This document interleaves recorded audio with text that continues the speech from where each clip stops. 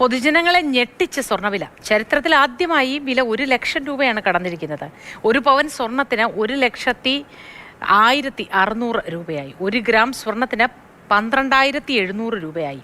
സ്വർണത്തിന് ഇങ്ങനെ തീപിടിച്ച വില വരുന്നത് കഴിഞ്ഞ ഒരു 2 വർഷത്തെ ഒരു പ്രത്യേക ഒരു സാഹചര്യമാണ്. കഴിഞ്ഞ ഈ ഒരു വർഷം തന്നെ ഏതാണ്ട് 40,000 രൂപയാണ് സ്വർണത്തിന് കൂടിയത്. പക്ഷേ ഈ സ്വർണത്തിന് ഇങ്ങനെ തീപിടിച്ച വില കൂടുമ്പോഴൊന്നും നമ്മുടെ സ്വർണ്ണക്കടയിലെ തിരക്കൊട്ടും കുറയുന്നില്ല എന്നതാണ്.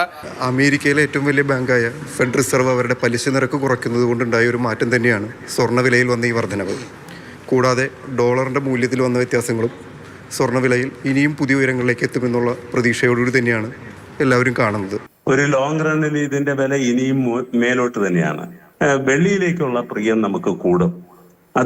അതിപ്പോൾ തന്നെ കൂടിക്കഴിഞ്ഞിട്ടുണ്ട്. ഈ സ്വർണത്തിന്റെ വില കൂടുന്നത് നമ്മൾ സംസാരിക്കുമ്പോൾ നമ്മൾ വിട്ടുപോകുന്ന ഒരു കാര്യം, അതിനേക്കാളും വളരെ റേറ്റ് ഓഫ് ഗ്രോത്ത് പ്രൈസിന്റെ റേറ്റ് ഓഫ് ഗ്രോത്ത് കൂടിയത് വെള്ളിയിലാണെന്നുള്ളതാണ്. ഈ ആഭരണങ്ങളോടുള്ള ഡിമാൻഡ് കുറയുന്നു എന്നുള്ളതാണ്. പിന്നെ എന്തുകൊണ്ടാണ് ഈ വില വർദ്ധിക്കുന്നത് എന്ന് ചോദിച്ചാൽ ഇൻവെസ്റ്റ്മെന്റ് ഡിമാൻഡ് കൂടുന്നു. ആ ഇൻവെസ്റ്റ്മെന്റ് എന്ന രീതിയിലേക്ക് ഇതൊരു ആകർഷണീയമായിട്ട് വരുന്നു. അത് ഫിസിക്കൽ ഗോൾഡിന്റെ രൂപത്തിലല്ല, നമ്മൾ ഈ കാണുന്ന ഭൗതിക ഗോൾഡിന്റെ രൂപത്തിലല്ല, പേപ്പർ ഗോൾഡിന്റെ രൂപത്തിലാണ്.